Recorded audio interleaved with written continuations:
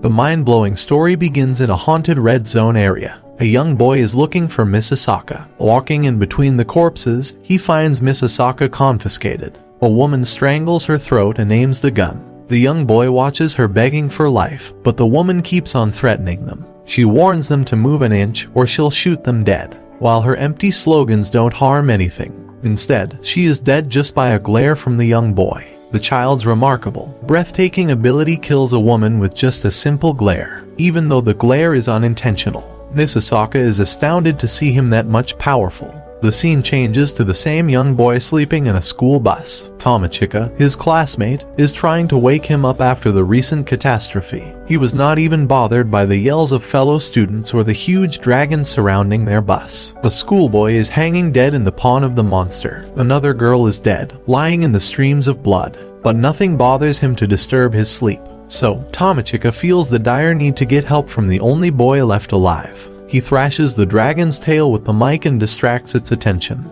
The strike adds up to its anger, and it rises up to the sky with a loud roar. The burning breath of the dragon scares Tomochika, and she hugs him tightly after pinching her eyes with fear. However, suddenly, the huge monster is thrashed to the ground. It is dead with just the fierce eye magic of the protagonist, Takatu. Tomochika is still in shock and wants to know the cause of its death, but Takatu is playing a video game.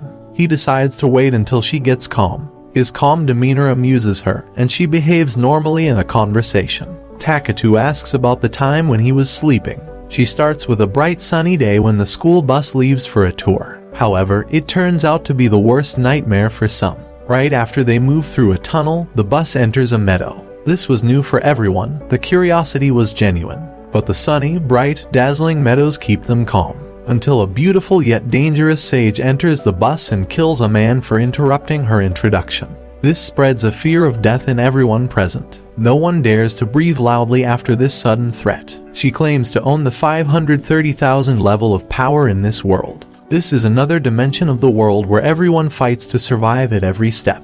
The driver mockingly laughs at her and ends up dying by the mere hand magic. She seems to be one of the strongest sages here. Hence, she warns them to do anything stupid, or they'll lose their life in an instant, just like the two before. This is a world of sages, and everyone needs to work hard to get the chance to live. They all are appointed to serve the sage as her candidates, as she needs to keep up with the trends of this world. They need to hire candidates to fight and earn power while living in this world. The sage produces a magical glow for all the passengers. This is to install the battle song system in them. Suddenly, they are treated like slaves. Surprisingly, Tomochika and Takatu are not shining.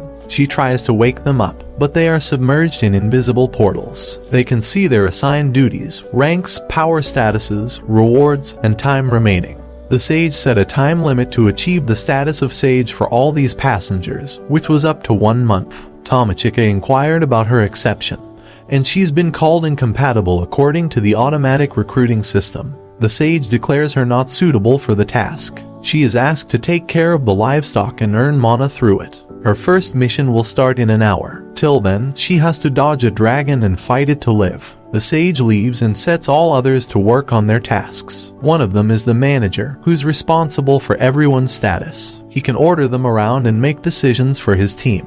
The proud manager asks the 4 of them to stay here. He wants to keep the incoming dragon involved in these 4 baits, so the others can make it to the town easily. He is the manager, so he can threaten and control them. They can't even stand against it because, as per the ranks, the manager has been given more powers. He can pull out the seats of the bus with bare hands and do anything to threaten them.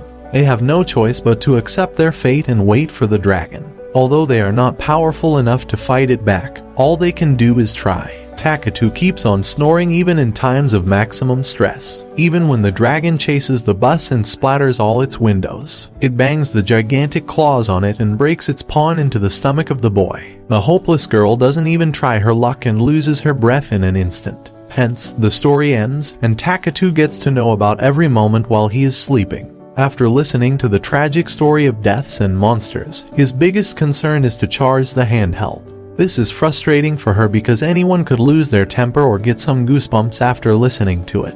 but he is as calm as nothing has happened in the last few moments. Hence, Tamachika compels him to take the situation seriously, and he steps out of the wrecked bus to analyze the situation. He believes that the dead dragon can't allure any more danger, so they have to see ways to get rid of the problem. Tamachika is still stuck at the death of the giant monster. She asks about his hidden powers. However, he likes to stay silent and exclaims the death of the monster is some fate granted upon them. Suddenly, they notice the manager flying towards them with his 2 subordinates. They are amused to see the dragon dead and 2 survivors. The biggest question is how these ordinary candidates have killed the giant monster with no powers and ranks. Hence, the manager is relieved that they keep the dragon engaged, and they get the time to travel more. They don't care about anyone's lives but their own. Takatu wants to kill them, but the generous Tamachika still has some kindness left for them. Although, Takatu knows that they are flying here with the intention of killing them. If they can abandon them in difficult times, they will not be interested in seeing them alive. In addition, one of the subordinates holds the power of healing.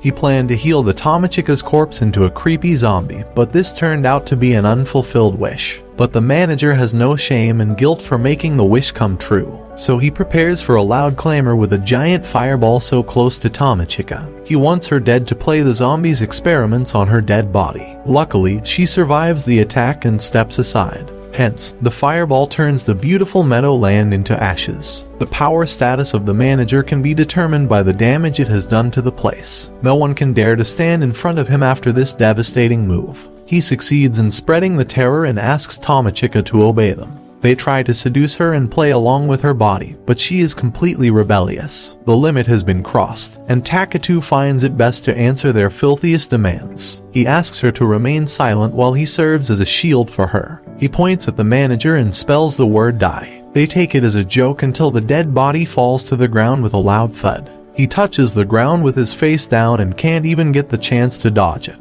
The subordinates are shocked and threaten to see their biggest flex dying so easily. Trembling in severe shock, they ignore the Takatu commands. They try to wake up their master and end up losing one more life. Now, the healer is breathing only but in extreme shock. He gets the chance to live because he doesn't move. He tries every inch to even hold his breath to fulfill the Takatu's demands. The fear of death can be seen in his eyes, which lets him do whatever is heard. Takatu exclaims to explain his powers, but he lets him check if his partners are actually dead. He doesn't want him to have any doubts before explaining his blessed miracle. The healer gets the chance to play his trick. For the imminent support from this fearful Takatu, he tries to use his powers to wake them up. He believes that his powers can bring the dead back and heal any wound, no matter how deep it is. However, even the optimal magic usage can't help, and he ends up kneeling in front of Takatu. Meanwhile, Takatu explains that he didn't say a word about it at the time of the dragon's death because he wasn't interested.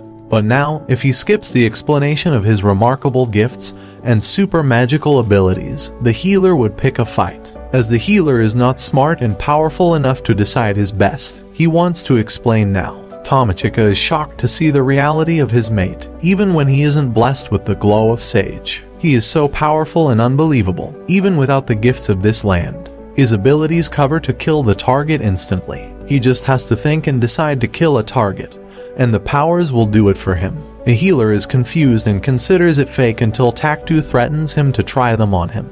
He jumps with fear to avoid the risk and claims to understand with his every word. However, he still shows the courage to betray him. He intends to kill him by pulling out a ball of killing magic. However, he can't make it happen because Takatu can track any intent of killing him. He can sense it from even a distance and kill the attacker in an instant. These two abilities make him the most remarkable fighter in this alternate world. The healer knows his worth now. He is disappointed to see him powerless and helpless. Takatu asks about his confidence in aiming at him even after the deaths of his partners. Heen reveals that he has been in this world even before. They were summoned here by the mages of a man kingdom a few days ago. They fight here for a year and then defeat the demon king before they are sent back. Although, no one notices their absence in the real world for the whole year. At this, the healer explains that the time stops for them, and they can spend as much as they need to complete their tasks. But the real world feels their absence for a few hours only. Finally, Takatu knows that there's a chance of their going back. So, he aims to kill the healer to lessen the worries, but he begs for his life. His hopeful eyes request Tamachika to support him in this, but Takatu has saved her, so she can't stop him from doing anything. The healer even offers his slavery to Tamachika for this, but she wants him to enslave Takatu because he deserves that. The slavery belt is applicable to the first person it sees,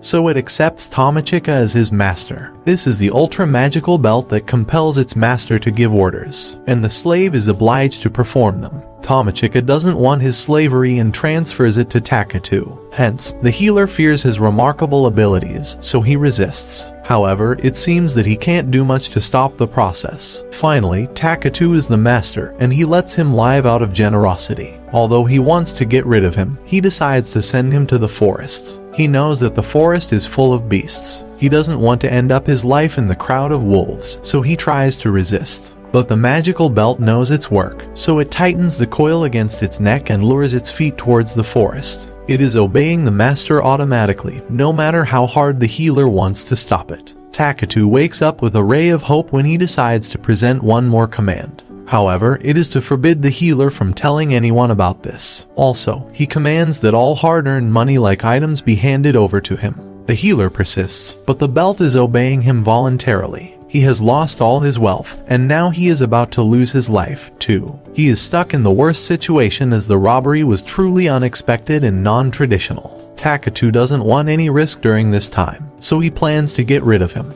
This lightens up Tamachika about the favors he has been doing to her. She believes that maybe he has fallen in love with her, but Takatu angers her with the flirtatious comments. In the meantime, Sage Sion's reporter informs her about the unexpected deaths of two S-rank candidates, hence the manager and his man. She thinks that maybe their cause of death has not been reported due to some failure in the system. She'll take care of it later. Next day, Takatu and Tomakik have arrived in town. Tomakik's heart is jumping with happiness while watching the town, but pleasure has faded when guards don't allow them to get inside. It's evening, and they must close the door. In the meantime, no one is allowed to enter. As a result, they have to sit outside on the bunch. Just then, Masahiko, a flirtatious nature person, arrives with guards. By looking gorgeous chic, he can't uphold himself to get near her. To gain her side, he took pity on her. Listening to this, she has flat on him because he has understood his situation. As he is asked not to indulge in the sages' task, he has the option to help them. They are allowed to get inside to catch up with their fellows. When she is going then, Masahiko's flirtatious nature emerges. He asks Tamachika to stay with him for a night. Tamachika gets shy and prefers to leave here by denying his garbage thought. When she reaches the town, Takatu inquires why she is taking him here in hasty. Tamachika is afraid of his anger, and she knows he can kill him instantly, so taking him away from them is the best option. In contrast to her thoughts, Takatu is calm-minded because he has set rules in this regard. He has no intention to kill him unless he bothers to take his life. Tamachika looks at the people and is inspired by the beast folks. Before she moves forward, they are confronted by Mirio, a beast cat. She pretends to be friendly and kind enough to help the sages, especially boys, because she loves to seduce them. But she never cast a glance at those who had already girlfriends. She also considers Tamachika Takatu's girlfriend. But Tamachika clears her misunderstanding with a red face as she blushes. Listening to her chattering, Tamachika is obsessed and prefers to follow her commands in this town. As they have treasure, so Tamachika purchases many things. Even she hasn't done so much shopping in the previous world. At this time, Mario shows her devil face. She is with bandits. Also, they know these sages are without gifts, so relaxing them by tormenting them is their sole objective, because they can't mess with those who are gifted. Now, Takatu has reason to obliterate them at once, but they are making fun of him because he doesn't have any powers. Then, how can he exterminate so many people around him? However, they don't know that pinching Takatu is their biggest mistake. With a serious look, he orders the previous one to die. How can they deny their master order? Within a second, they have said goodbye to this world. Watching this, it looks as if the world has finished for them. But the whole show is left when Takatu is killing the people by paralyzing their hands, feet, and eyes. It's not Takatu's style to mock his prey, but he tries to become merciless. But things still are worse for people. Watching this, Mario and her boss have become pale. To save her life, she pretends to be innocent again by talking about her siblings who are waiting for her. Without showing mercy to them, Takatu points his finger at them and commands them to die. but they are alive and prefer to move from here as soon as possible. Also, they are pleased because they are safe and sound. With a pale face, Mario thinks she shouldn't mess with him. But what can she do because he looks innocent to her? However, she has no idea how devilish power he has. Just then, his instant death magic works, and the Boos and Mario have died. Mario fell with a dead body. On the other hand, guards have appeared and pointed out Takatu's power to kill them. Being naive, Takatu denies doing this. Instead, they are dead when they arrive. But the guards who have kept an eye on the bandits know who is responsible, as they are watching him and claim to be the savior of sages. Then why didn't they appear when they were in trouble? The answer is simple. They want to chase the bandits and find the real boss. Before they get to know their boss, Takatu beats them alive. One of the gods uses his power to locate Takatu and Tamachika, who are giftless. Edelgard, who is their commander, is taken aback listening to this. How can he deal with so many bandits without any power? As he is powerless, no charge is imposed on them, and they can move anywhere. The guard apologized and guided them to the hotel where they could spend the night. Reaching the hotel, Tamachika is shunned by watching the elegance of this hotel. This hotel is not less than 5-star. As Takatu is booking the rooms, he prefers to live in the same room. But with a red face, she declined the offer and moved to her room. Her room is no less than a luxurious hall, and she is astonished, because this room is enough for 10 people. By jumping on her comfortable bed, she is thinking about Takatu, who has offered to spend the night with him. Does he like her? This question was popping around her mind. Before her pure love emerges in her heart, she thinks about when Takatu mentions her oranges. At the same time, the chubbiest ghost appears in front of her, and she is scared enough to death. Soon, she realized this ghost resembles her elder sister. But what this ghost is doing here? She introduces herself as Makamoko. This is the ghost of her ancestors who helped their successors. Hearing this, she is infuriated because she should appear when she is about to die. But Makamoko can't because she is under the protection of Takatu, whom she fears most. Still, she has helped her by not installing the gift for her, because the people who have gotten the gift become blinded by the power, and they prefer to show the ugliest nature before the people. Now, Makamoko has appeared because Takatu is not with her, but she asks her to tell him about her so he won't use his power on her. Listening to this, Tamachika is shunned because Takatu can eliminate the ghost with his power. What an overwhelming man he is. Makamoko asks her to trust her, but she can only rely on Takatu, who has protected her. Also, she can reach his world with him. The following day, when Tamachika woke up, Takatu noticed she hadn't slept last night. How can she sleep when her life is messed up in this world? At the same time, the concierge of this hotel, Christina, joined them. Also, she knows their fellows have moved to the capital. To catch up with them, she has booked their tickets. She is kind enough to manage translation and Tatu's tools for them. By watching her kindness, Takatu has decided to hand over his treasure to her. Although Tamachika is against it, she can't do anything because the girl has agreed. Without wasting time, they are on a train where they can meet up with their fellows. As usual, Takatu is busy playing his beloved game, and Makamoko is consuming Tamachika's brain. As she does not have a physical place, Takatu shouldn't have an objection to her. Also, she hasn't. But Tamachika's perception is adverse because she can't sit with her. By considering her situation, Takatu allows her to sit with him. As she has gained what she wants, she sits with Takatu, who is still watching over the game. According to the election, their fellows are moving ahead to an ancient forest. Tamachika doubts on her how she knows everything about them. Ignoring her, he pushes the girl and came on her, because someone has attacked on them and Roof has disappeared with their attack. Besides this, Mage Lane is trying to heal the beast whose eyes have gone. He is continuously shouting and asking for help. The guards around him are shocked because Lane's healing magic isn't working on him. To cure him, she removes his eye mercilessly. With her magic, she gives him another spell, but still, it's a futile effort. Now, she had no option except to bite him. Lane takes out her pointed teeth and bites on his neck. With her powerful blood, she can boost his power. Most probably, he can be healed. But they don't know he is stunk by Takauda, whose prey never survives. They all are taken aback. How can this happen? Before Lane does further experiments, Brave Sage appears by destroying the door. The guards know he is brave, whose powers are unbeatable, so they are shocked to have him here. In the meantime, an announcement is made in which they are told about the iconic fight between the aggressor and Sage. The aggressor is a robot who is fighting with a self-obsessed Sage. Takatu has realized they are not after them, but he is unable to see the Sage. On the other hand, Tamakacho has noticed his presence with magnificent eyesight. Both are showing their unmatchable power against each other. Sage is trying to overpower him with his shooting laser technique. Luckily, aggressor dodged and fought back with him through the gun. Watching them fighting, Tamachika gives them suggestions to kill them. But how can he kill them? Because they are not here to mess with them. According to Tamachika, they are creating hurdles in their way,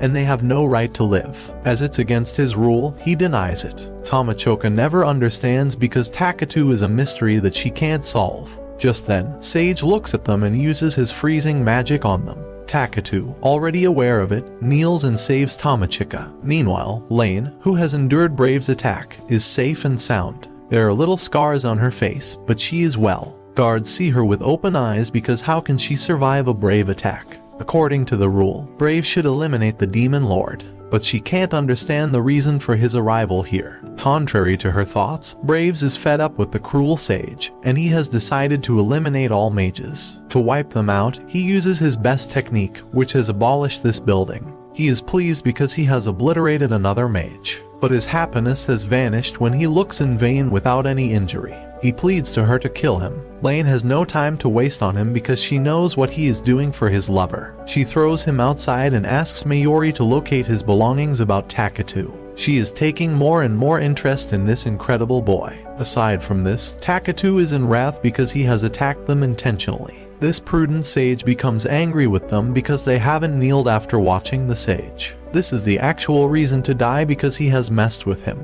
By taking this matter personally, he orders him to die and fall on the ground. Aggressors supposed to be evil come to them and inquire if they want anything. If he hasn't any problem with them, why should he compete with them? Only Takatu inquires about the way to get back to his world. But this aggressor knows about his world, and he can't take the overwhelming person with him whose power is like the devil. Also, they need immersive energy to go there. Takamachi also has yet to have any queries to ask. But Makamoko entangles her leg in a matter because she needs something. Apart from this, Lion informs Sion about Takatu, whose power is beyond the imagination. They even look at the dead body of the dominant Sage. But Sion doesn't have any plans to think about this trivial matter. She is taking Takatu light, which will be her biggest mistake. On the other hand, Lane doesn't take him lightly and calls her subordinate. She orders him to lead the army to Manabusa. Just then, Aggressor has guided them to the way. They are taking rest, but Tamachika is not satisfied because Robot can carry them here. To ruin her mood, Makamoko arrives and gives her a sword, which she has created with robot accessories. Also, she can hide them by changing into undergarments. Listening to this, she has shouting because she has no plan to use it.